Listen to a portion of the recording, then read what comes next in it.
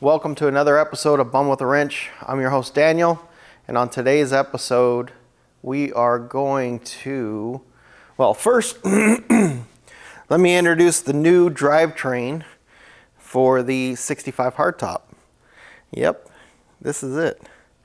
It's a 5-liter HO. I believe it came out of like a Lincoln Town Car, something like that. Good donor motor. It's got an AOD behind it. So obviously it's not, yeah. It does turn over though. So put a camera down in all the cylinders. Looks real nice. You can still see the crosshatch and stuff in the cylinder walls. Other than the fact that it's been sitting around for a very long time and it's got a lot of rat crap all over it. You know, it's a good motor. So the smogger heads and the 5.0 manifold, all that kind of stuff, I'm gonna ditch all that stuff. Good block, good crank. I'll put a nice cam in it. I'm not gonna get wild with this thing. I think I'm just gonna dingle ball the cylinders, put a nice camshaft in it.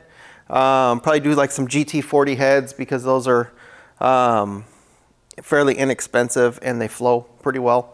And then do like a some kind of Holley multi-port fuel injection. There's nothing wrong with this fuel injection. The only thing is like I don't want that car to look like a Fox body Mustang donor motor, you know. And so if I do like a nice Holley multi-port, it'll look more just like a 302 and not like a Fox body. So there's not really much wrong with these heads. They flow okay, but they have the EGR and stuff in them, stuff that I don't need. They're all just smogger stuff. So I don't believe these are the same as the Fox body. There are slight differences to this, but they are extremely similar. But at least it's a good donor block and transmission. So, you know, I'll probably have to take the trans apart and go through it real well. But this will be a good donor motor for that car. I don't really like the stock serpentine belt kit for this. I am going to do serpentine on it. However, these late 90s, early 90s, late 80s, early 90s, Fox body motors, they had the smog pumps and stuff. Now you can get the smog pump delete little, it's a bracket that goes in there with a wheel just to kind of take the place of the smog pump. But, you know, the whole serpentine belt kit's kind of, you know, it's just stock. So try not to go stock. Want to go, you know, make it look a little bit more custom. Not going to try and get too wild with it. I do want to make some power out of it. Now I know the stock 5.0s back in these days made like 225, I think, on the power. This being a Lincoln 5.0, I don't know. It's still somewhere around 200 horsepower. It's not a lot of power. But, you know, you do a few things, put some nice heads on it, nice camshaft on it, give it some nice fuel injectors and stuff, take all the smog junk off of it. I should be able to pull, you know, 350 out of this pretty easy. So without, you know, really doing too much to it. So, and I think that would be a good upgrade for this car. And then, like I've always said, the motor and trans that I built in that car are going to go into the 65 convertible someday. But, you know, so that's where I'm at. This morning, I'm just going to get this thing cleaned up, put the engine on the stand, tear off the accessory drives in the front, the choke down manifolds that all of these Fox body motors have. You know, get rid of all the junk, basically take the smog stuff off, take all the hoses and wires and all that crap. It does have a harness on it, but it's just trashed. It's no good. And plus I'm just going to go to some type of manifold. So don't need any of that. I'll probably keep the injectors and stuff. I'm going to keep all the accessory drive kit. The guy that gave me the motor, I think he wants to go ahead and take that, which is great. You know, use it on something. It'll be useful on something. But the manifolds, it does have the first 2 cats. So, I mean, technically you could, you know, recycle those for, you know, $4.2 million. Like everybody's been cutting off the stupid cats on the Priuses and stuff. But he's going to take all that stuff. I don't want anything to do with that junk. So I'm just basically going to clean this thing up, strip it down, get the block on the engine stand, and then get it ready to start to tear it down. Of course, I'm not going to tear it down right now. I'll tear it down after we do the move. I'm thinking that this episode is probably going to be the last episode until after the move. I don't know. I might try and squeeze one more in there. I got about 2 months before I got to be completely out of this place. So I might try and squeeze another one in there, but it's going to get real hectic real fast around here. This is the last week that I've given myself to button up a few things on the Camaro. So my goal with the Camaro is to get all of the hard stuff that I need a hoist done, which is basically the exhaust and the fuel lines. The engine harness, I wanted to go ahead and button that up too as well, because laying on your back doing the engine harness is really hard to do. So I wanted to get that buttoned up, at least to where the harness is all the way up to the back of the intake manifold. And then all I got to do is poke it through the firewall with the grommet on it. And then basically everything after that is going to be on the inside of the car. So that's my goal this week. Get the exhaust finished up, get the engine harness finished up, get the fuel lines installed and finished up. And then after that, I mean, there'll still be some stuff where I got to go underneath the car and that kind of stuff. But those are the big items that are really going to be a pain without the hoist. And moving forward at the new shop, I'm not really sure what we're going to do as far as a hoist or a lift or anything else like that. We are taking in all the stackers. However, I don't know how many of them I'm going to use or set up or anything right now, at least, because this is just a temporary shop that we're moving to. Just something where we can put all the stuff in, store all the cars, a place where I can still go there and work. I was thinking about taking everything to my house, but that's going to be real hectic. It's obviously a lot smaller of a space. Even though it's a 3-car garage, it's still a lot smaller of space. The place that we're moving into, I hope, we haven't officially got it yet, but it's about 4,000 square feet. It's got a little more office space than I'd like, but a lot more office space than I would like. But it's okay. I was thinking I'll put some doors on it, use it for storage, these 2 big offices that I don't need. But it's got a decent sized shop, so it won't be as fancy and as nice as this, but again, it's just temporary. It's like it's kind of like going to a hotel, you know, as you're going, you know, to move into your new house or something, we'll put it that way. Except for this hotel is going to be like, you know, a year and a half, 2 years long. So until we can locate the new shop, you know, acquire it, modify it, set it up, and then get everything together to where all we got to do is move all the cars and equipment over to it. It's going to take a little bit of time. We learned a lot in purchasing this shop about stuff that we like and dislike. So just like anything in life, you know, it looks great until you get in there. And then you realize that, oh, you know, I'd really like to have this different, or I'd really like to have that different, or, you know, we should have done this or should have done that. So moving forward, we only want to do this one more time. So whatever that next building is, we really want to take the time to make sure that either we're going to build a new building from the ground up, or we're going to find a really nice building that suits our needs and then modify it to exactly what we want. So obviously, this building's beautiful. I love it. I think this place is about 8,000 square feet, but there's a lot of office space that we just never utilized. In the beginning, that whole office space in there, I had that all as a showroom. So I had, like, you know, Ferraris, Lamborghinis, McLaren, all that kind of stuff in there, which was nice because that kind of car you want to keep in a nice climate controlled atmosphere. but also learned a lot about what kind of cars we like and dislike and what kind of stuff we want to put in the collection and what kind of stuff we don't. I think at one point we had 42 or 3 cars in this building. It was crazy. I had cars backed all the way up to the door. It was wild. You know, there's a huge learning curve when you get into collecting cars and you know, we were buying and selling at the time. It was pretty crazy. So you can learn what things you like and what things you don't like and what things you want to do and what things you don't want to do just by trying it out. So anyways, enough of that. Let's get to the Camaro because I only have this week and then that's it. So at the end of this week, I'm going to close the hood, pack up the trunk and the inside of the car with all of its bits and pieces, and then that's it. That's the way it's going to sit until we move to the next shop. So let's go over and take a look at the Camaro real quick, and I'll show you what I've got done thus far. I think I showed you before we had the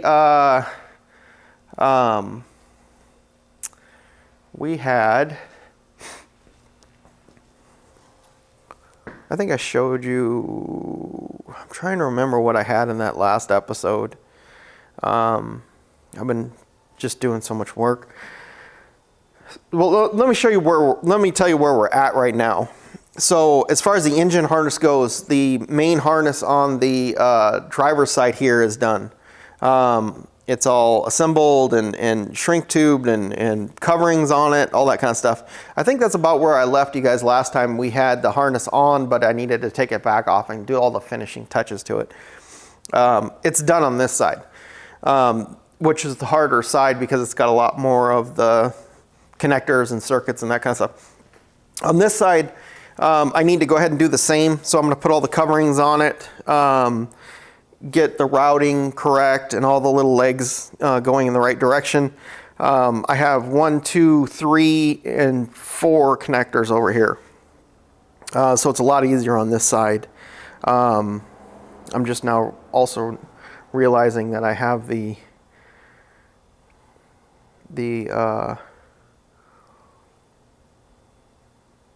AC compressor. I didn't run a circuit for that. Well, that's not cool. I wanted to bury that, so I didn't see it. Well, I guess what I'll probably end up doing is putting it into the injector harness, which shouldn't be that hard. It's only 1 circuit. It's self-grounded, and then you just add power to the clutch, and that's what turns the compressor on. So it's just 1 wire. I do need to get a little connector for that as well because it's just got a cheap little butt connector on it. But okay, I'll figure that out. I'll do that later. I can do that on the upper manifold. I don't really want to put a lot of wires that you can see, but not really a lot I can do with trying to hide that one. I could put it down below on the belt, but it would be a solo wire. I mean, which would be fine, I guess. See, it really kind of wants to go. Yeah, it really kind of wants to go up here in this manifold, under the manifold. I think that's what I'll do with it. I'll put it in the manifold. It'll just be a single wire, kind of over there where the throttle, electronic throttle is. Yeah, anyways. Sorry, just realized there was one that I missed. And then the 2 others that I haven't put on here yet are the main power for the alternator and the main ground for the alternator. They both want a power and ground going directly to the battery, which I did order the battery tray for this car. And I'm considering actually taking the battery back out of the trunk and putting it up here underneath the hood. One, I don't mind the way batteries look under the hood. It's not again, this is not a SEMA car or anything. It's just a well-built driver. So there's really no problem with the battery up here under the hood.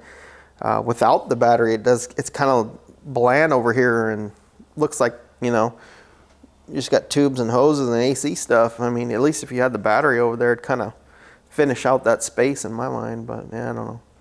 So I ordered the tray.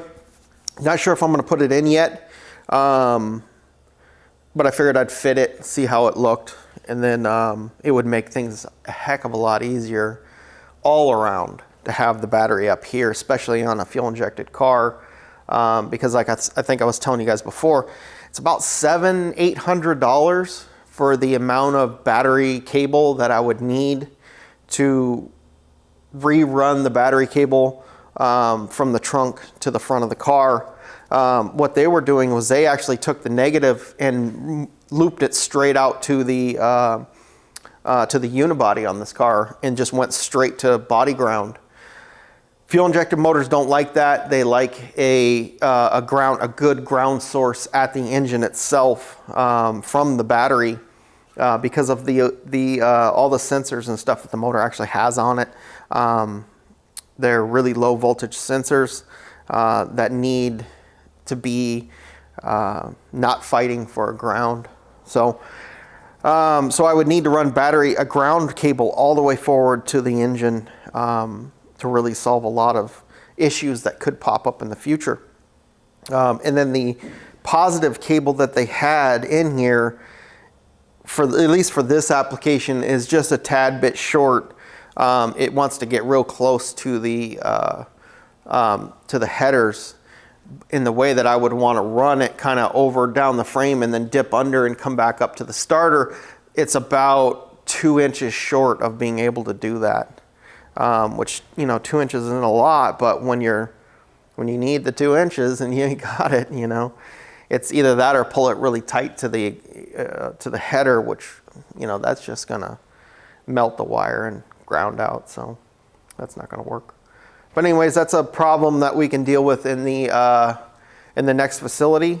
But for now, I have the header already TIG welded up. I had to grind some of the ceramic coating off to TIG weld so that the ceramic coating didn't gas off and get into my weld. So I just went ahead and took some header paint. It's like 1500 degree or whatever the can says. You know, probably not going to last all that long, but it'll help to keep the rust and stuff off there. Even though this is stainless, it'll still develop a little bit of a rust.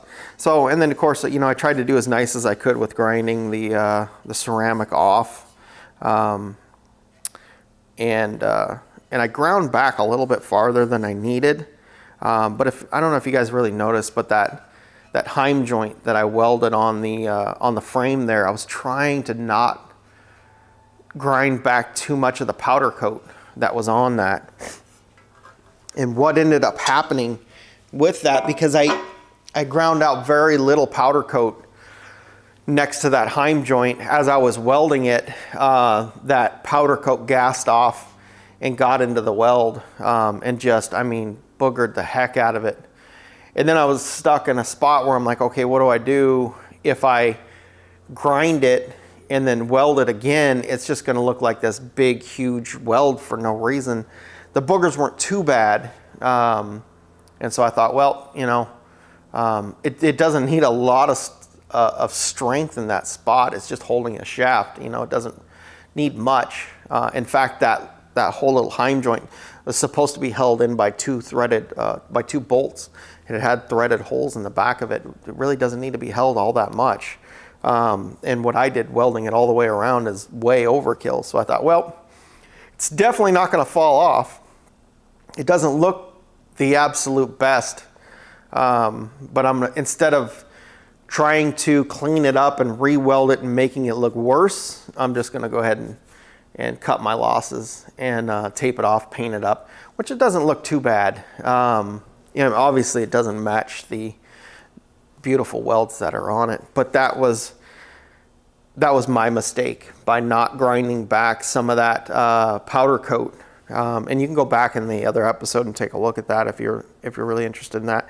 But by not grinding back some more of the powder coat got hot and then it gassed off, and when it gassed off, it just immediately goes into that weld, and it's almost like you're welding and everything's fine, and then it makes this weird noise, and like it's like lava just comes out.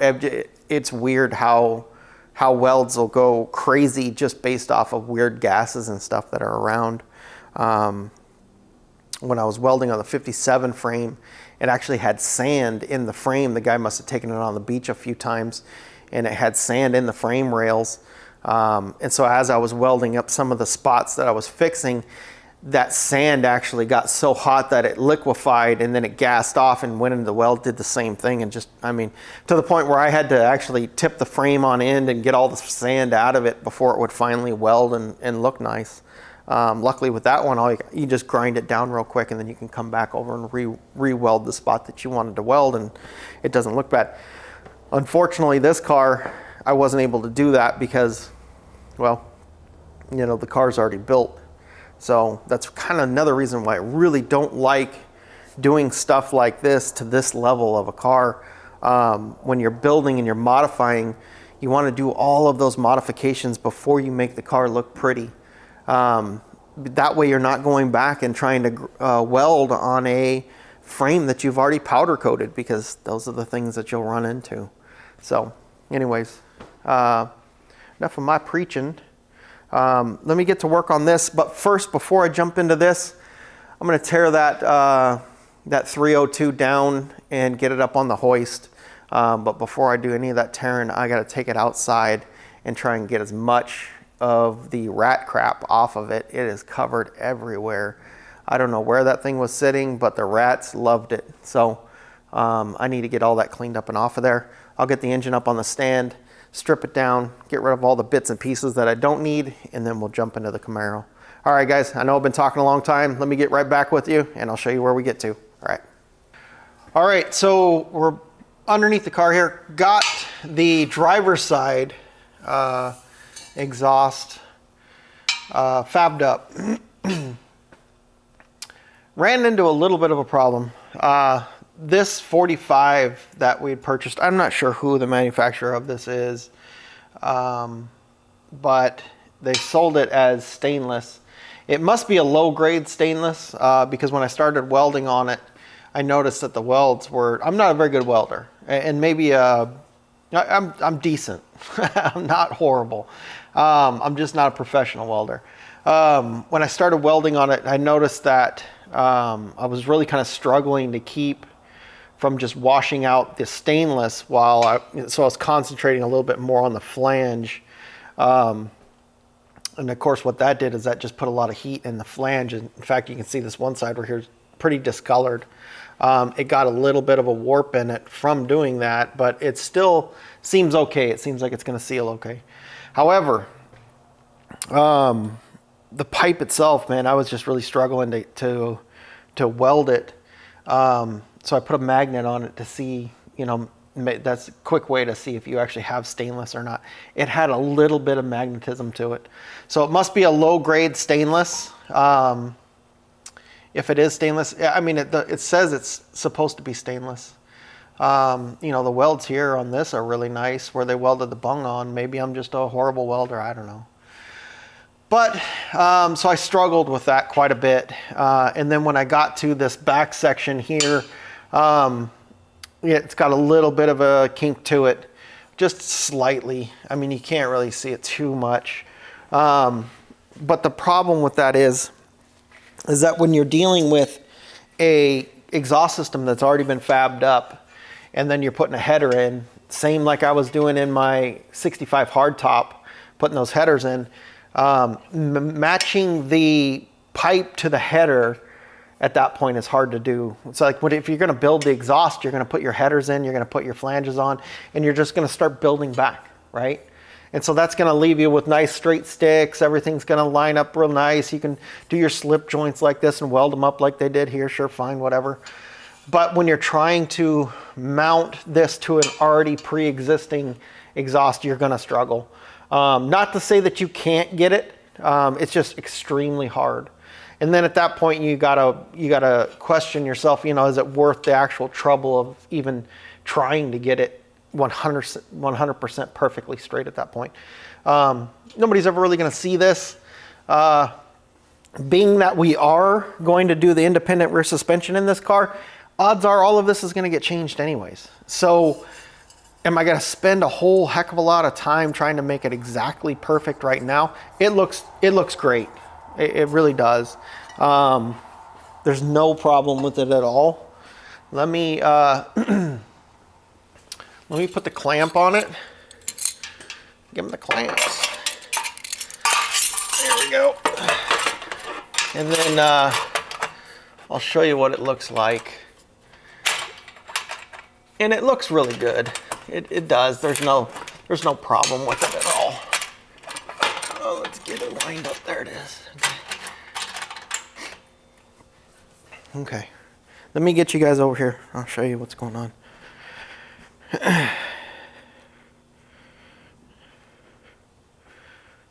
So you can see,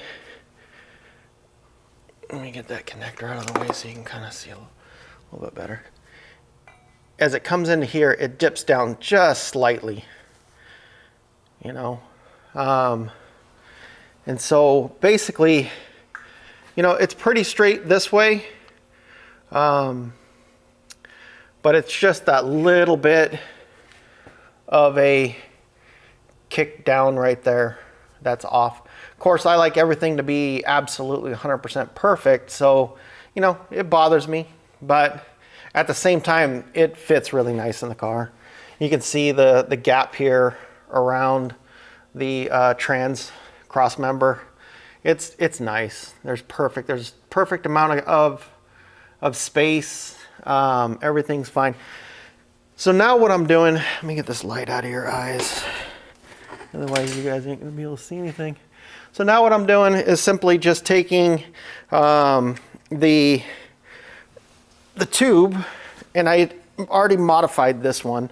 I just kind of cut the front of it off because I need to get that length. So what I'm doing now is basically the same thing over here. Just matching this up to that flange and then trimming this to the right length. And I'm trimming this, not this piece. I'm trimming the piece on the car because I want this to be able to obviously hold my O2 sensor. So yeah, that's what I'm working on right now. Almost done with this. So I still have the back that I want to do. And a buddy of mine was here today.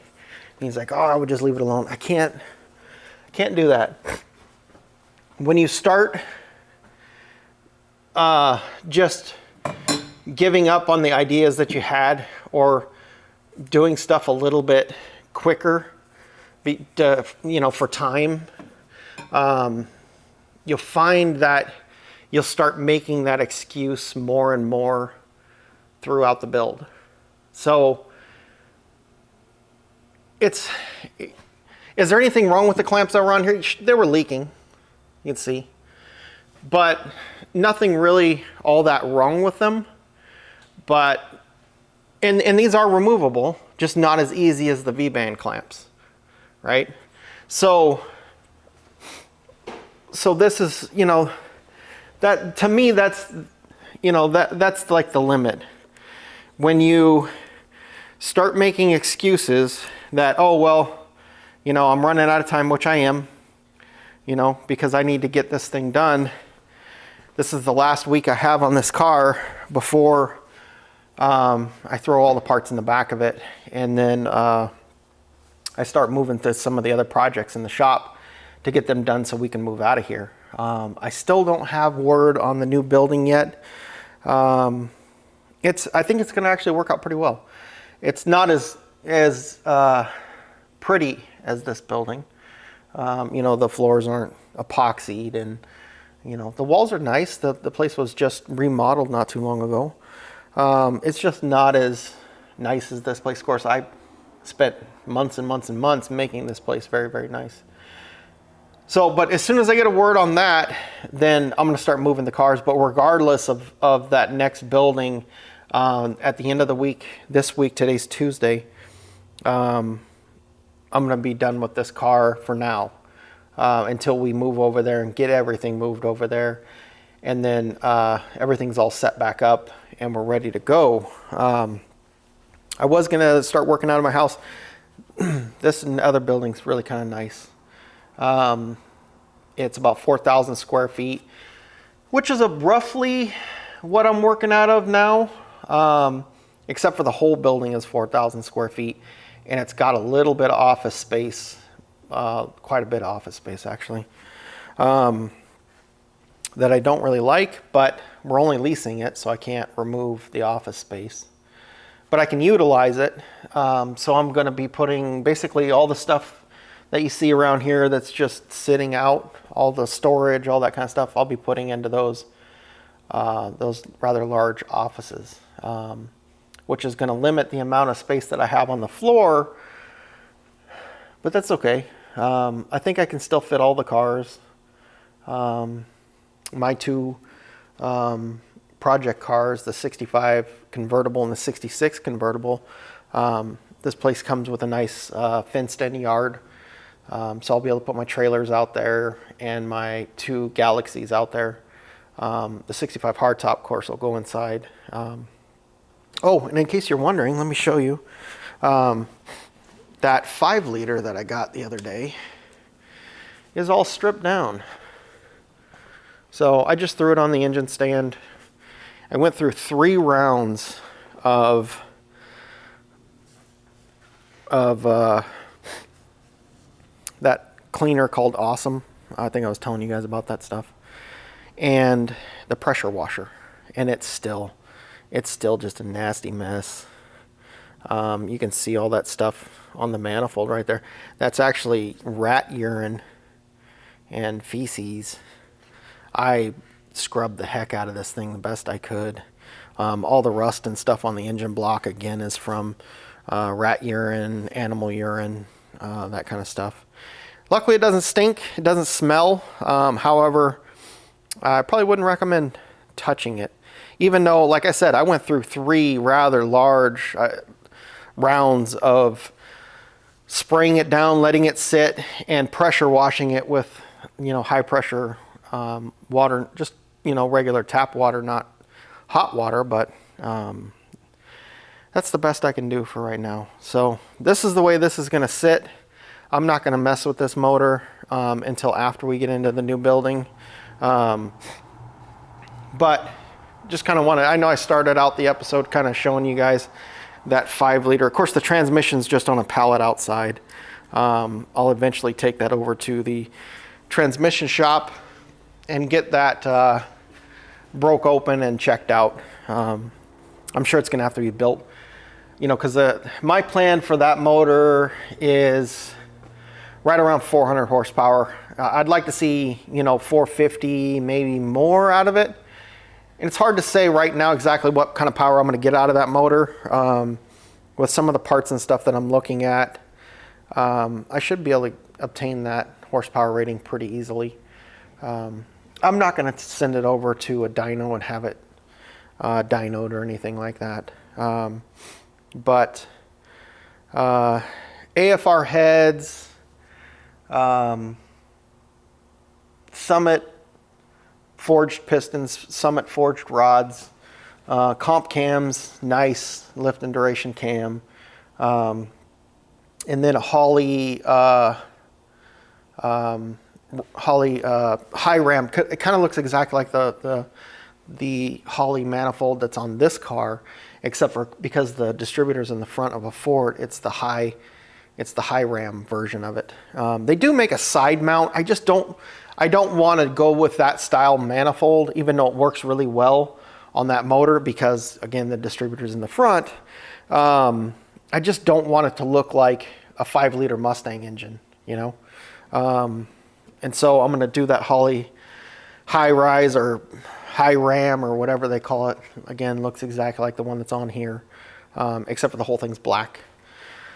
And then some trick flow, I think 30 pound per hour injectors. And then I'll make my own wiring harness and probably do a standalone computer in that one. So as far as the transmission goes, I need to beef the trans up quite a bit. It's just an AOD, I think, is what the Fords are. So it's a 4-speed overdrive automatic. But I need them to put some parts in that thing. So at least beef the clutches up and then put a shift kit in it so it'll handle some power. Again, we're only talking 450 maybe. I mean, if I'm lucky, I might get 500 out of it. I doubt it. So, I mean, it doesn't need to handle a lot, but if you think about it, that's a decent amount of power. It's about double what that transmission was engineered to hold. Those motors made, little over 200 horsepower from the factory.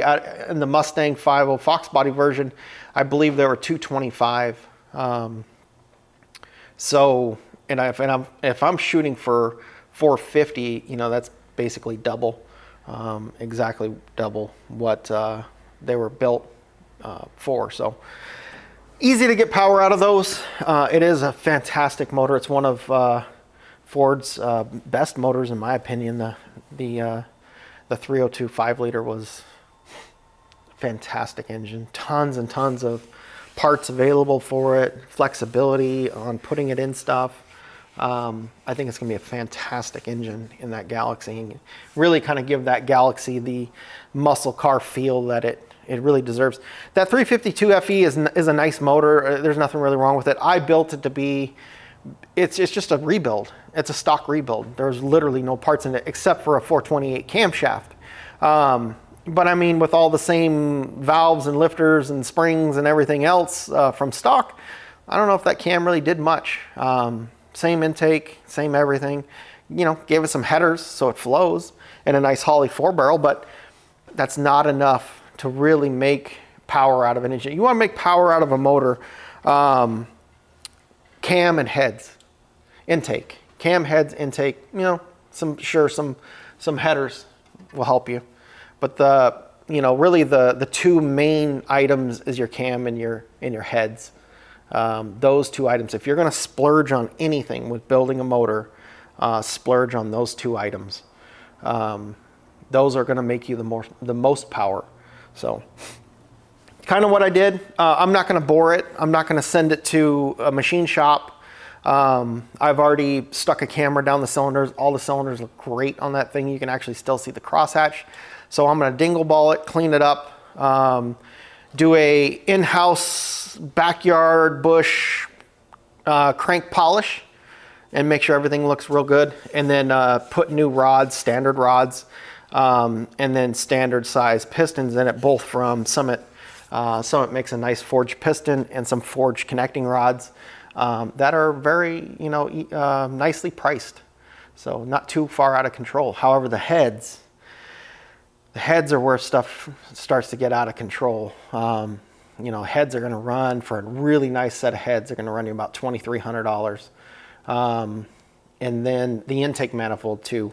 Because I don't want it to look like a Fox body in the motor, that manifold that I'm thinking of is about $1,000. So it can get pretty expensive pretty quickly. Honestly, I could probably buy a nice long block blueprint motor from off a Summit for the same money it's going to take me to actually rebuild that thing. So, but I think I'll actually get better parts out of it, and plus you get the satisfaction of building your own engine. I mean, that's what all this is about. If it's about just having a car, send the car to a mechanic and have a mechanic do it, and sit there and dream about it in your dreams until you go down to pick it up. But that's not what this is about. This is about building something for yourself. So at least it is for me. And so I always tend to try and do everything myself, because that's half the fun, is actually doing it yourself. But anyways, enough of me talking too much like I always do. Let me get to work on this thing. I got to get this tigged up. Try and tigged up. You'll notice it. I don't know if you paid attention to the backside here. I actually ran the MIG on that because, again, this metal is so bad. I'm going to still try and TIG up this V-bang clamp. I think I'm going to play with the settings on my TIG and see if maybe I can get it to play ball a little bit nicer. Maybe I'll turn the amps down a little bit and see what happens. I think right now I got it at I think about 150 amps, I think. Which, you have a pedal, so you're not using all 150. You can roll into it. You have that much to play with. But so maybe I'll bump it down to 125 and see what happens. But anyways, all right, guys, let me jump on this and see how far I can get, and then I'll bring you guys back in and show you where I got. I still haven't done the harness on this side.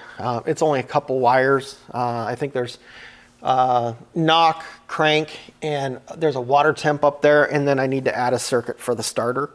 It's super simple. So I just kind of jumped right into the hard stuff. Normally I kind of bypass the hard stuff and then wait till the last second to do it. I only have this week, so I have to make sure these hard things are actually done. But anyways, let me jump into this, and then I'll bring you guys back in and show you how it turned out. All right, guys, give me a minute. All right, got the exhaust buttoned up. I did this late last night, but I figured, you know, it's only going to be like a microsecond between the last clip that I did and this one, so I didn't need to do it right away. I was pushing after 6 when I finished it up, so I just went ahead and jumped in the car and took off. So it's next day here. I'll tell you, these 45s, they're supposed to be stainless, but when I put a magnet on them, I got a little bit of magnetism out of it. So I really kind of struggled. I think I was telling you guys that before, but you know, the other thing is I'm using 3/16 tungsten in my TIG, which I should probably be using like 1/8. That might help if I put a smaller tungsten rod in there and use some smaller filler. But I really kind of struggled with this one. It looks a little buggery, but you know, I mean, it's not horrible. So I really need to work on my TIG skills. I haven't ran TIG in I don't know how long. Of course, MIG, you know, that's easy. You just fire it up. So I TIG'd up the front here and then MIG'd up the back. It turned out really nice. The thing I'm not sure of, and I'm going to work on that today. Let me show you what I'm talking about.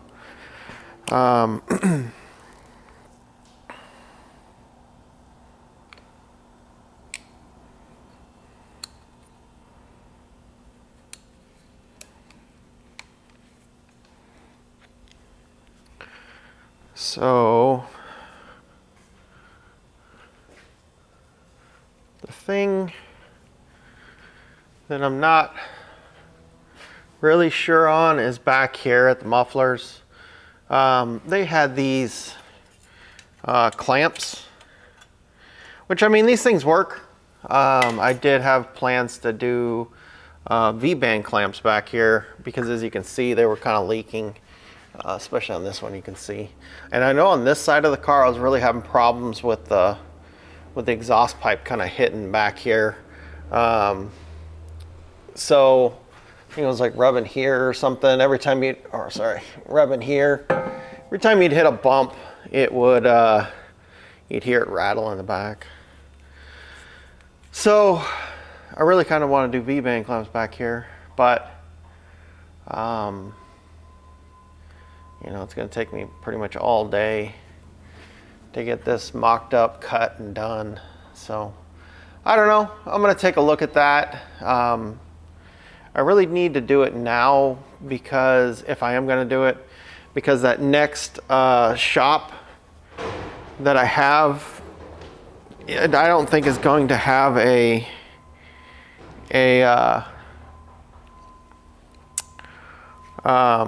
hoist. So I'm really trying to get everything I can get done now done. So I don't know. I need to rethink that. I got a little bit of wiring left to do right here. I got to put some covering on this. It's like 4 circuits. Crank, knock, temp sense, and a starter, single little starter wire. So I need to get that done real quick. I could also go ahead and tie in the O2 wiring because I have the O2s in it now. So I could do that just to kind of get that stuff out of the way. I do need to jump on the fuel line. I got 3 days. Today's Wednesday, so Wednesday, Thursday, Friday. I know my wife wants to do something on Saturday. I don't know what it is. Plus, I gotta mow the yard.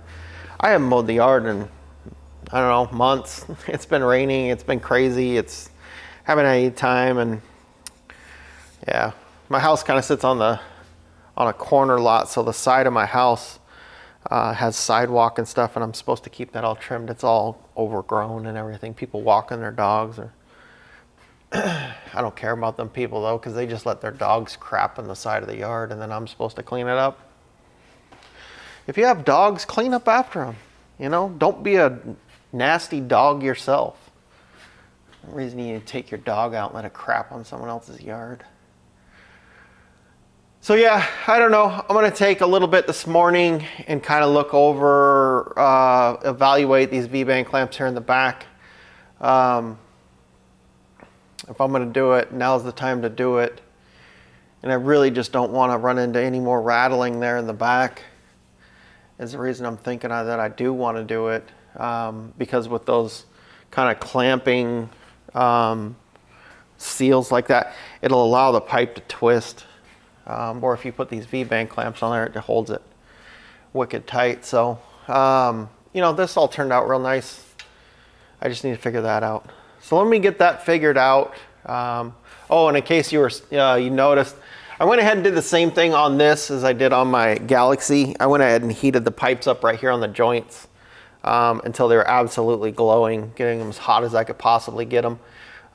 When I did my Galaxy, I really felt like that helped out. I didn't have any binding as far as each side meeting up with the header. It just plugs right on nice and straight perfectly. I never tested it before I did that. This one I did, and it met okay. I really didn't have any problems with it. But I thought if there is any bit of binding in there, then heating them up like that is definitely going to allow that binding to come out.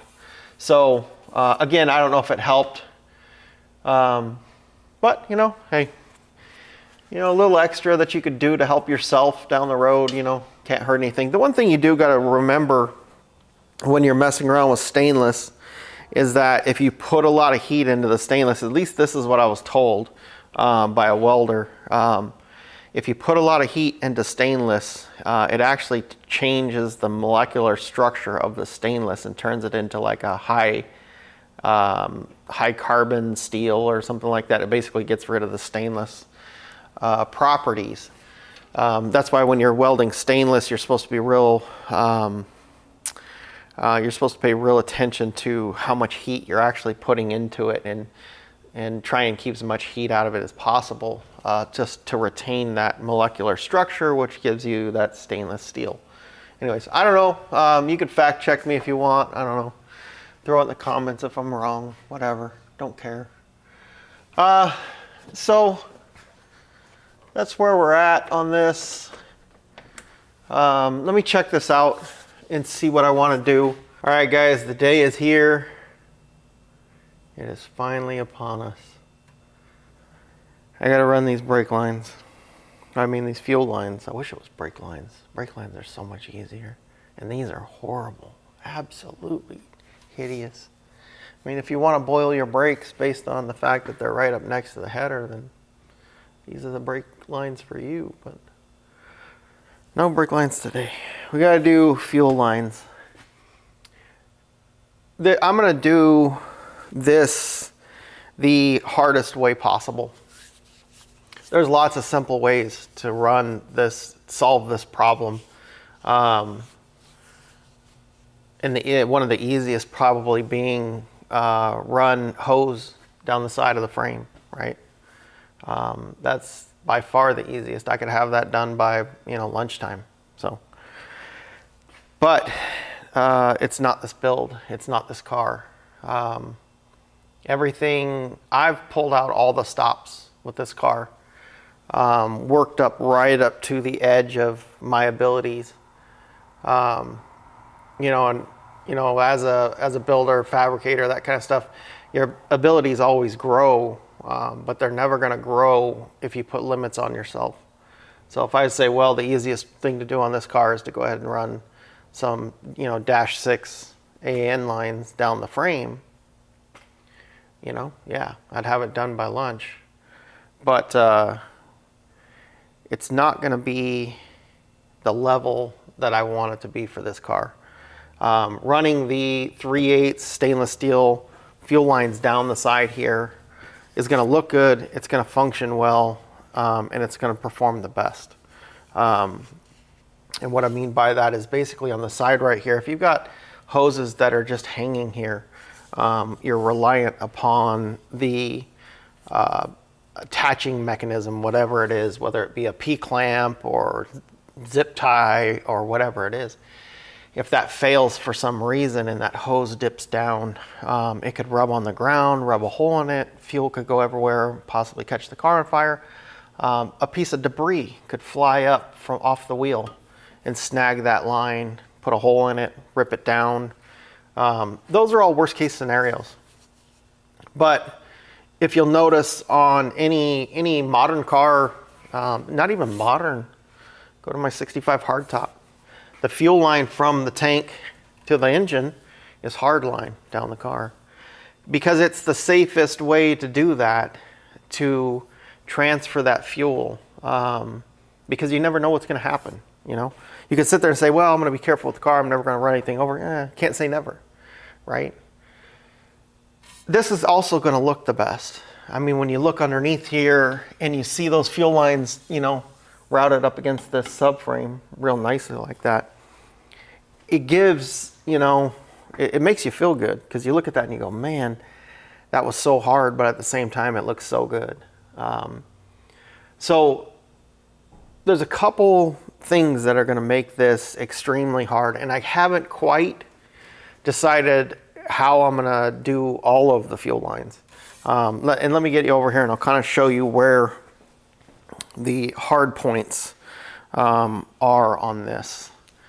So I'm just going to start in the back, because that is the hardest part. Right here where it crosses the frame. So you can see there's a little gap in the body right here where you can run the fuel line, and there's enough room for 2 of them in there. But that is the hardest bend to make, because this is 3/8 fuel, right? And it's a really tight bend. Now I kicked that this is me just doing practice bends, you know, trying to figure out what's going to work, what radiuses my different benders have. And you can see I was actually able to get that radius super tight. Let me pull this out, and you can see, you know, what I'm talking about here. See that? Getting that 90 to match up with that other 90 so close like that was really hard to do. You can see a couple kinks in the line. They're real small. They really wouldn't make too big of a difference if those were actually in there. This is actually too tight of an S-bend. I need it to be a little bit wider than this, about the thickness of the pipe actually. So at least now I know I can actually make the bend up here on the car in that little tiny gap right there. I can make that bend the way I need it,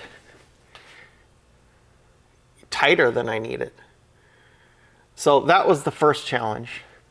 The second challenge is going to be to get 2 of these through that hole. Because remember, there's a pressure and a return line. So there's the one challenge, right? No, whatever, we'll just leave it like that. There's one challenge, getting the S-bend correct. And this is the most challenging part. The second challenge is getting 2 S-bends in that same spot. Moving on to what I'm not really sure I'm going to do is how I'm going to bring the fuel line up the body. Well, I kind of understand what I'm going to do to bring it up this frame channel right here. And honestly, I need to take the exhaust back out. So putting this in and spot welding it, I shouldn't have done that. But it'll come right back out, no problem. Take me 10, 15 minutes to get it out. So no big deal. So we'll run this up, come up the frame right there, and then at some point I have to either stop here or make another 90 and then go across the trunk pan. I know you guys can't really see, sorry. It's kind of dark. Go across the trunk pan and then across the top of the axle and then down into the tank. So somewhere in here, I need to stop the fuel, the hard lines, the stainless steel hard lines, and I need to switch over to my Dash 6 AN lines. And so doing this, the other challenge is taking these two 10-foot sticks of stainless steel. They're kind of laying over the welder cord, so that's why you see the big black cord. But there's two 10-foot sticks of stainless steel right there. And bending those and installing them in the car as one piece. Just let that sink in for a second. I've got to make this turn over here with two sticks and then come up here and then go across there, go across the back right here, do all of that through that little S turn, down the side of the car, all the way up here to the front, and then 90 over the frame right here, and then turn back in. All with one stick.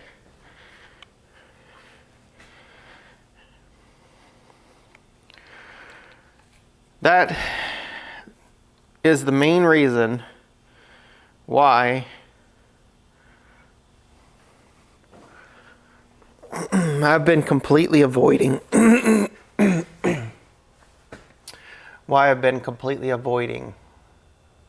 doing these fuel lines. You got to challenge yourself. You got to challenge yourself. Because if you tell yourself right off the bat, I'm never going to be able to make that happen, you can never do that, you'll never do it, right? Because you'll never find out if you can actually do it. I'm not sure if I can actually do it. I'm going to be straight honest with you. I don't know. I'm pretty sure I can do it. But there's a lot of challenges in that. How do you bend a 10-foot piece with all of those bends? I don't know. The starting point is right here in this S curve. I can tell you that. So basically I need to calculate how much brake line I need sticking out to be able to go where I want it to go. And I'm not sure exactly right now where I want it to go, how far back I want it to go. And what's really going to determine that is the fuel filter. I need to get the fuel filter out and figure out where I'm going to mount that.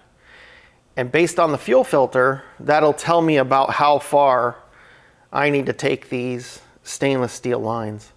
Now it is going to change from stainless steel to Dash 6 AN and then go into the fuel filter, come out of the fuel filter in Dash 6 AN, and then go into the fuel tank. So there is some rubber line in there, or braided steel wrapped in nylon line in there. How much of that, I don't know. And again, I don't want to put a bunch of stainless line in there, because if I do that, then I got the same problem as I do here on the side.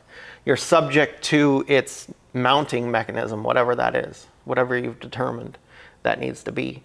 That's your weak point. And I've got moving parts back here. You know, I've got gigantic 3-inch exhaust. I've got a 9-inch that moves up and down and has a, spinning shaft of death. You don't want those fuel lines to drop for any reason. Now, I am over-engineering it, because the odds of fuel line dropping down, even with a zip tie on it, unless you got really cheap zip ties, is going to be pretty low. And even then you'd pack it full of a bunch of zip ties, but we're not doing that. So that's the challenge. I need to figure out where the lines are going to end up here first. Then I can calculate how much I need to hang out. Then I make my S-bend. After I make, just off a straight stick, I'm going to make that S-bend. After I do that, then I need to somehow fish the S-bend into the car and loop it around. So basically I'll have a straight stick sticking out this way and a straight stick sticking out that way. Getting around the hoist, getting around the axle in the car. After those two S-bends are in, I'd say that's a big chunk of the headache done. At that point, I have to bend everything on the car. So there's no taking the lines off the car to put this bend in it or put that bend in it. No. Once that S-bend is in and the lines are in, lines are in. Obviously going down the frame right here is pretty simple. There are a few challenges where I got to dip underneath this support right here in the body. And then I got to kind of jog out right over here because this front subframe clip does come out of the car still. You have to unbolt it here and then you bolt it out like a normal Camaro and this whole front sub clip comes out. So I have to jog over top of that and then down the side of the subframe. This is not my concern at all, the straight part.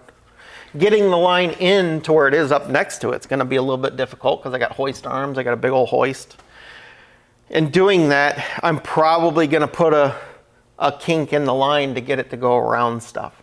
And then I'm going to have to come back with my straightener, which is gigantic and heavy because this is 3/8 fuel line, and run it by hand and try and straighten it back out by hand. I'm going to put as few bends in it as possible, obviously, to try and get it to lay where I want it to lay. Back here is going to be extremely hard. Now I've got the straight stick sticking out like this, and I'm supposed to be able to bend it. And if I bend it up and follow that frame and then bend it across and follow that trunk, how do you do that? So, exhaust definitely needs to come back out, which is not a problem. It does have a stock e-brake line right here, a bracket that's supposed to hold the e-brake cable. This has got some other type of e-brake system in it, which is good for me because it leaves this open over here. All I need to do is just chop this bracket out, grind that down flush, put some paint on it so you can't see it, and keep going. So there's a little bit of prep work. There's a lot of stressing going on. There's going to probably be a lot of cussing and screaming and throwing tools today, but you guys won't see that because this is a family-friendly show. So I'm just not going to do filming me doing this. No way. I have 2 days to complete this. That's the last thing I'm going to do to this car before I put all the parts in it and get it ready to move to the next location. So I'll bring you guys in and give you updates as I go, but definitely not going to film this one. Just remember when you are doing something like this in your garage or your driveway or whatever, don't limit yourself by saying, well, that's too hard. You'll never know. You'll never be able to know if you can actually do it until you try and do it. And then just go slow. Take each spot and make it its own challenge. And then when you've completed that challenge, move on to the next challenge. There's a few dozen challenges in this whole setup. But if you tell yourself that, oh, I'm not good enough to do that, or I'm not talented, or I don't have the experience, then you'll never do it, right? I didn't wake up one day and, come out of my crib and go, okay, well, now I know how to bend, 3/8 fuel line or 3/16 brake line. You got to try it. You got to do it. You'll never know unless you try. So this exhaust turned out really nice. Anyways,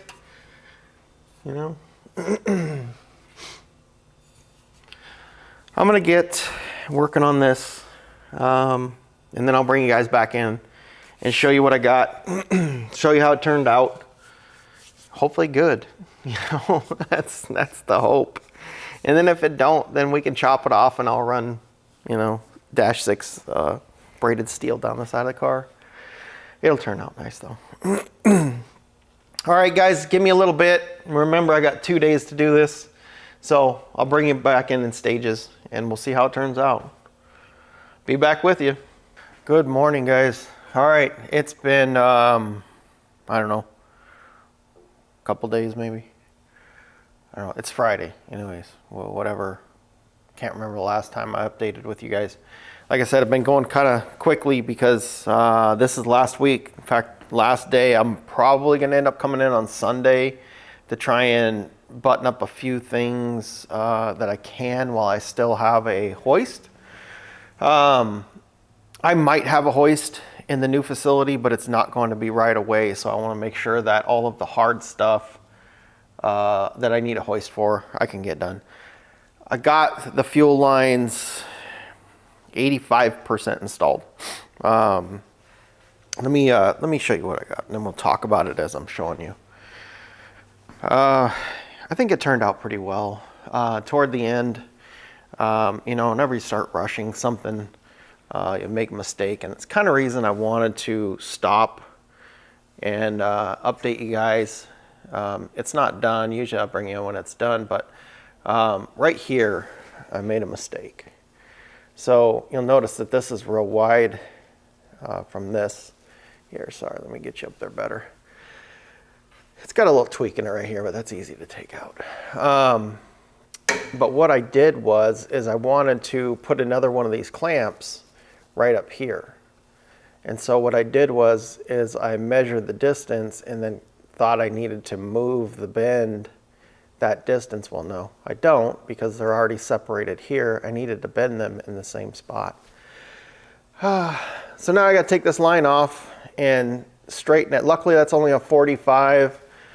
I'm pretty sure I can pull that out, being that it is only a 45. But, you know, this is how it turned out. So I think it turned out pretty well. You know, you got to jog underneath this this support right here that's welded.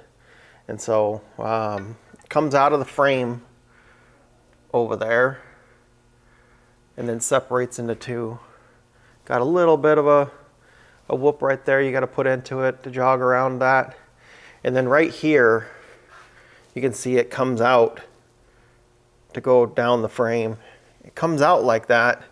Well, one, because this sticks out farther. And then two, you know, you have the bolts and stuff right here. Of course, you don't want any of that stuff rubbing. The subframe, the clip is still removable in this car. So of course you want to keep it that way. So to get this out, all you would do is disconnect these holders here and then take the bolts out. And that's why I also left a gap here so that you could get a wrench in here and then also to clearance it so it doesn't rub or rattle. But yeah, that's it. That's the way it looks. I can tell you that just this little bit right here was absolutely murderous. This thing killed me. It took me all day. Of course, looking at it, you know, you can't get a tubing bender in here. All right, there's no way to get a tubing bender in that. So all of that is hand bent. With the exception of like these bends here, I was able to get a tubing bender. It 45s up on the frame right there, and then my plan is to basically, you know, right about here, I'm gonna put the AN connector, so right as it comes up to the end of that frame, so this one needs to be chopped a little shorter, and then I'm gonna put those AN fittings that I have on there. And so I wanted to make sure that I got a holder right here, one of these clamps, so that stays nice and tight and it doesn't rattle or move or anything else. So that's what I'm going to be working on today. I'm gonna take this line down, rebend this, and then fit those fittings up there. Now this comes all the way down the side of the car, goes into that little pocket right there, and then comes out this side right there, right in that little pocket, and then branches off and then stops. So I'm going to bend this up a little bit to get a nice straight stick out of it. This one will kind of come up just slightly, and then right at the end right here, they'll just kind of kick out just a little bit. I mean, just enough to where when I put those fittings on there, one, they're not going to rattle against the frame, and two, when you go to thread the AN lines on it, you won't be fighting the, you know, the nut on against the frame. So, and the reason I stopped it right here is because right up here, sorry, let me get you pointed right up here, right where that mark is, that's where the clamp for the fuel filter. So the fuel filter is going to sit right in there. And so I wanted a little bit of distance between AN fittings, because you don't like the cooling lines. You know, you don't want them too short. You want them to have some flexibility to them. So, and since I decided to put the fuel filter here on the frame, because that seems to be the best place for it, because looking everywhere else, you know, there's not a lot of space. There's just nowhere to put it. And I don't want bolts or, you know, rib nuts or anything else going into the trunk, because that's not cool. So there's just, I mean, there's some space up here. My concern is that, you know, the pinion is already hitting the floor. So I don't know how much space I have up there, and I definitely don't want that rear end coming up and smacking the fuel. You know, that wouldn't be good. So right over here, I think is the best place for it.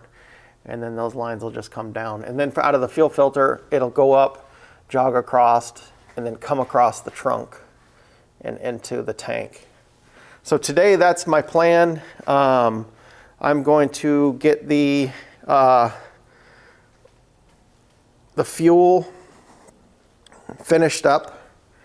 I'm going to put all the fittings on it. Get you sat down here real quick.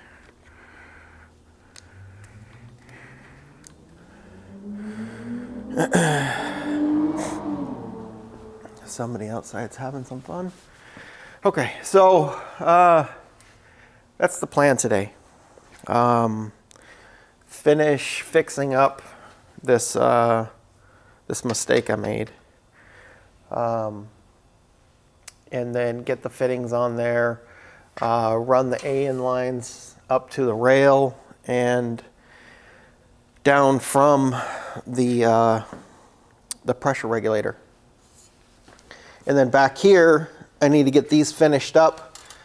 I think I need to drop the exhaust again, because I do need to get one of those little stainless steel clamps right up here to hold these two lines. So I was trying to get around not doing that, but I just don't see the space. I don't know, there's just not enough room. I might be able to squeeze my 90-degree drill in there. I'm going to try really hard, because I do not want to drop this exhaust again. I'm tired of exhaust. I just want to be done with that part. So I need to work on this, get those fittings on there, get that fuel filter mounted, and then run all the AN lines. And then very, very important, more so than running the AN lines, I need to get that fuel tank back down. I have all my weather tight connectors showed up. So I need to attach the connector on all the, so I have power and ground for the fuel pump. I have power and ground for the sending unit. And then I also just want to put another ground strap in there from the tank to the car. So I got to put a connector on there. Then I'm going to make a harness, basically a jumper harness. It's going to go from that connector at the tank up into the car, and as it comes up into the car, I'm going to put another connector up in the car, so that little jumper harness, one, can be removable, and two, so whether you're on either side of the floor pan, the trunk pan, you can test the fuel pump and the fuel sending unit right there. So you'll be able to disconnect right there in the trunk, pin it out, or if you're underneath the car, you'll be able to disconnect it there and pin it out there. So I always try to think of the next guy that has to work on the car, because that next guy might be me. So anything that I got that I can put in there to help.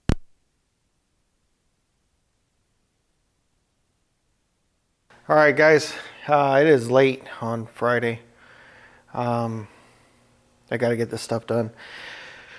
I had a buddy of mine that was watching the show and was like, man, you need to be a lot more enthusiastic, like a lot more, jokey and friendly. Dude, I'm freaking tired. I do this show so you could see the work that I do, because people like watching cars and stuff. But man, I'm telling you what, like, this big shop takes so much effort. So much effort. And then now I have to move it all, and I have to finish this car up this week. Well, not finish it up, but get a lot of the stuff that I need to get done on a hoist done this week, which means I'm going to be in here tomorrow and Saturday. But let me show you where we got. Let me show you how far I got today. So let's take a look here. So I had to redo, let me turn the light on. So I had to redo this line. If you've ever worked with brake line or anything like that, you'll know once you bend it, there is no unbending it. You've got a little flexibility with what you can do with it, but unbending it to change the bend is impossible. You can't do that. It just doesn't work. So I had to remake this line, which took me about half the day. So other than that, it's exactly the same as it was, except for this bend changed. And then up here, I have the, you see them right here. These are the adapters to AN that stick out. There's a little clamp right there that kind of holds them together. So everything's real tight. Nothing's binding. Like all of the lines and stuff. I mean, this one touches the body a little bit right there, but really that's the most. And that's an important step in doing this, is to make sure that you don't have the lines grinding on the frame. I mean, of course, they're going to be touching here. But as long as they're not going to, rub through anything, like this one right here has a small gap. And then amazingly enough, as they go through the frame, I did a lot of massaging and bending to make sure that they were nice and free. This one does touch a little bit right here. Oops, sorry guys. This one does touch a little bit right here. Not much I could really do about that. But again, as long as it's not vibrating, moving around, those are solid, because I have the clamps on there. And then they come up here. This one goes into the fuel filter. So that's going to be my pressure line right here. This is my return line. That one snakes up the back right there, and then right up there by the fuel filter, it turns into AN, which then goes into -6, which travels across and then goes over there into the tank. Now I haven't finished this, so this is not done. I just stuffed them up there because I was trying to get the location of where to put all of the hangers and stuff. So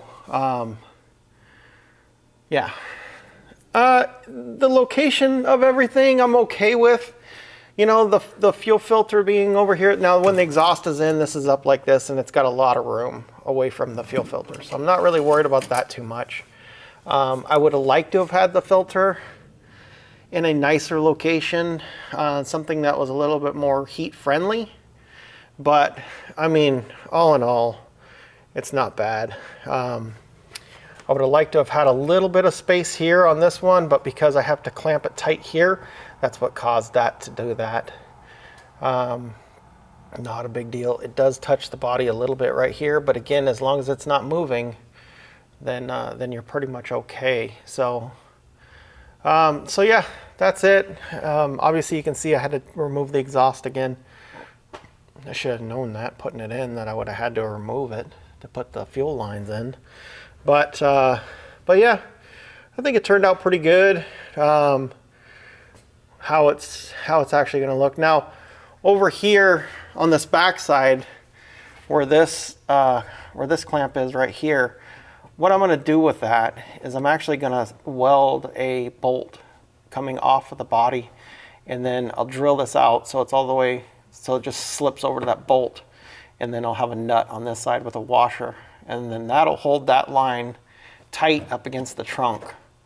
And what that'll do, I don't know if you guys, I was not paying attention to what I was filming, and I don't know if you guys were actually seeing all that, but right here, right where this clamp is, right where this clamp is, I'm gonna weld a bolt to the bottom of the floor pan, and then I'll clamp that up there like that, so that'll hold those lines all nice and tight.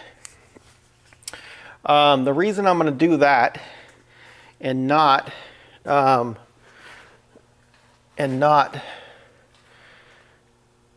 use like a riv nut or P-clamp or anything else like that is I don't want anything going through to the trunk. When you open the trunk, I don't want there being a, let me get you guys put down.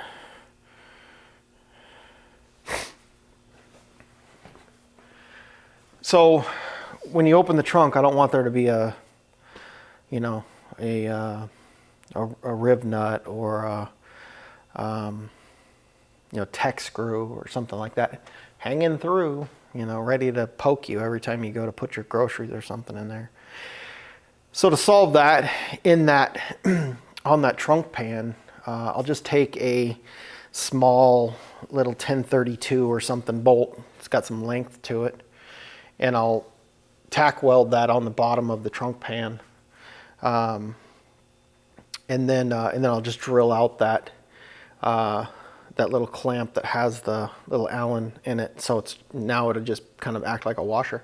Slip that over top of it, and then put a nut on it, and then that'll clamp it down, hold it tight, hold it square, and everything. And it'll hold those those fuel lines all the way up against the trunk.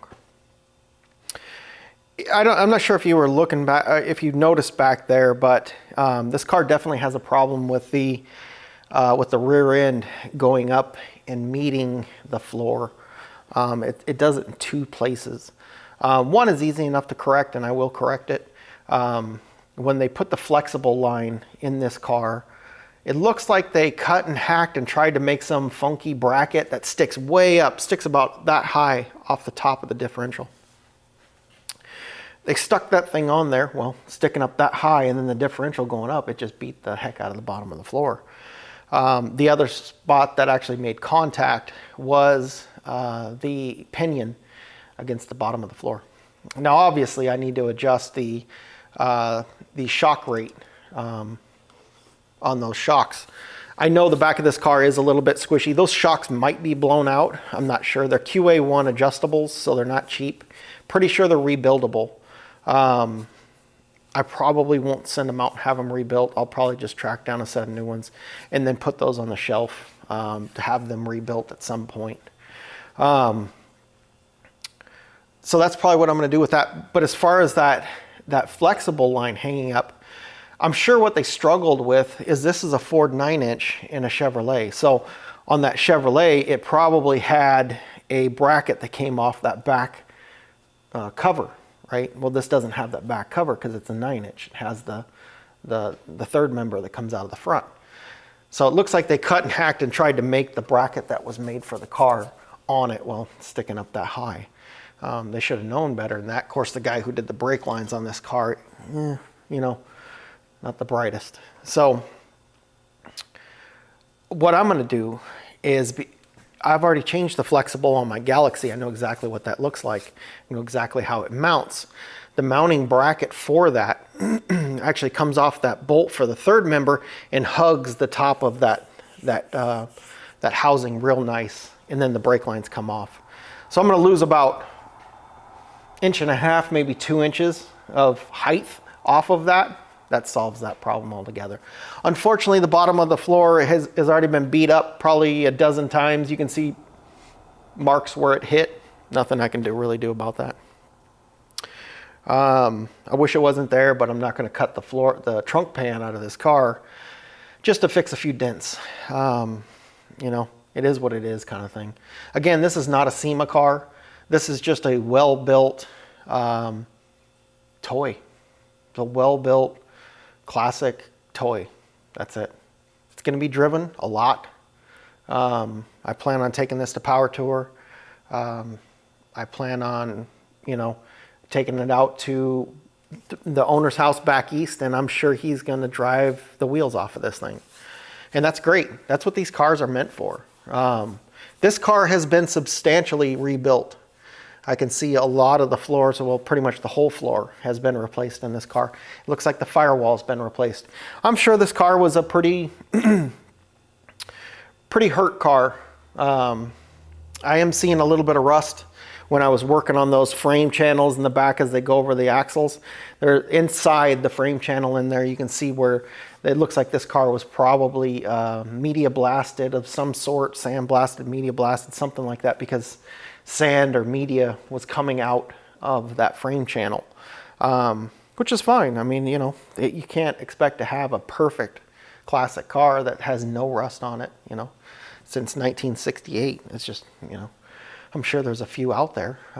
They never got driven, but that's okay. When I cut the rear end out of this car and put that Art Morrison independent rear suspension in there, if there's any rust hiding up in there, I'll find it, deal with it, and correct it.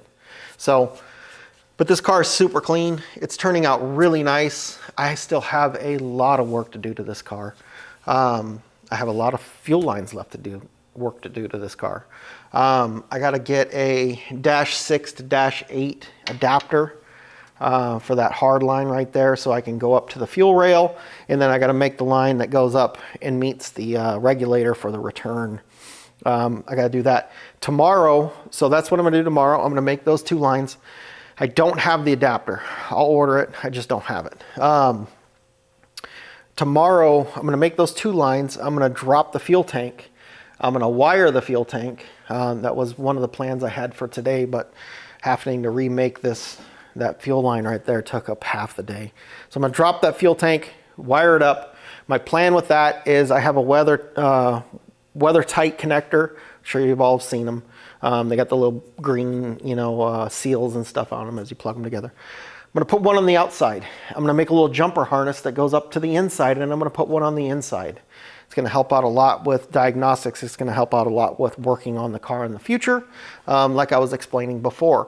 That's my plan tomorrow. I want to get those lines in the back connected up to the fuel tank. I want to get that fuel tank wired, and I want to get it final fitted and bolted in place for the last time. I'm a big stickler on wanting to fit everything first. Even going so far as to put the little hose clamps in place, because I want to see how those hoses are routed. You can see that the rear end had hit the floor before, so I want to make sure I route the lines in a place where that's not going to be an issue. I don't want those lines coming down and interfering with, you know, getting caught up in the axle or getting crushed by the axle or anything else like that. So making sure that you put all of those pieces in place so you can see visually how it's actually lining up and how everything's fitting. I can tell you the one P-clamp that I put back there on the -6 that's for the return. I don't like the position of that. I tried to double up on a P-clamp. They have a P-clamp holding the brake cable going to the passenger side rear. And so I took the bolt out, put my P-clamp in there that's holding the fuel line, put the bolt back in it. But what it did is it put that line right by this little bump in the floor. And so it's kind of putting stress on the line right there. I don't like it. So I'm going to take that back out and I'm going to reposition that. when I was building it, I thought, oh yeah, I'll put it there, I'll put that there, I'll put this over here. And then if you just move forward and you don't test fit, then you'll run into a problem. And if your lines are already cut, those nice AN lines are already cut and with the ends on them and everything, and then you got to redo all that. You have to redo that entire line. It's money wasted, it's time wasted. Just fit everything first and then go through, make sure everything works right, looks right, fits right, and then lock it all down for the last time. So that's going to be Saturday, Sunday. I'm gonna get the exhaust back up in this car, everything done, and then that is it.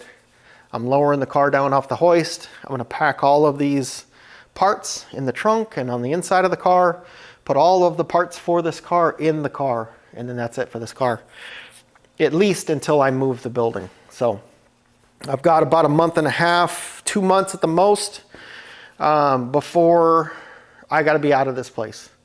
So I got a lot of work ahead of me. This is a big building, a lot of stuff.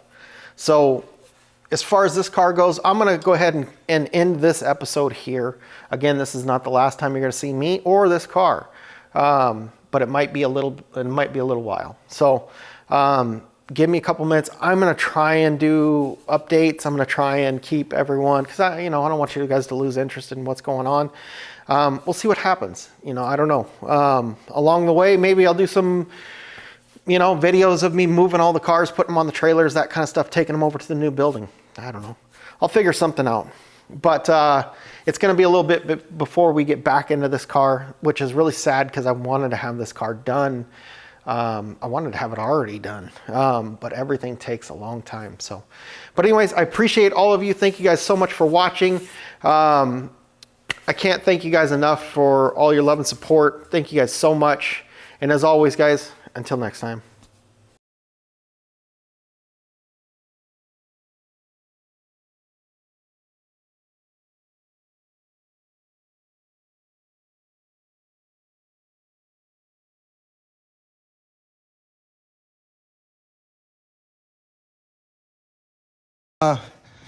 Got all the fuel lines ran up to the tank. This is going to attach up to the bottom right there. I'm going to weld a little bolt hanging out of the bottom of that, of the trunk pan, to hold that up into place. I'll just drill it out. You'll have a little nut that goes on top of it with a little standoff. That way you don't have any screws or anything going up into the trunk.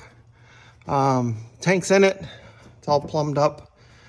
This is the breather tube. I still got to do the breather tube, but I don't have time, and I need to fabricate some kind of bracket, and I don't know where to put it. So that'll have to happen later, I guess. But yeah, that's it. Got all the fuel lines coming up the car, going into the fuel filter right there. Then take off and go across, and then cut across here, and then they'll tuck up to the body real nice so it stays out of the way of the rear end. So especially out of Stabby McStabby over there, that's all due to, look at that craziness. Look how high they have that sticking up off the rear end. That's nuts. And then the rear end just bottomed out and stabbied the bottom of the car. Of course, I'm gonna fix that too, so don't have to worry about it.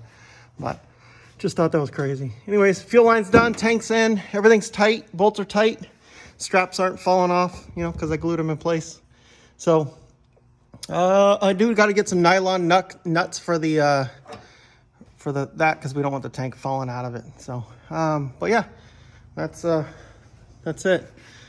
I think I got a couple of things I need to do. Well, one, I need to put the exhaust back in it on Monday. But I think I have a couple things to do on Monday, but that's really it.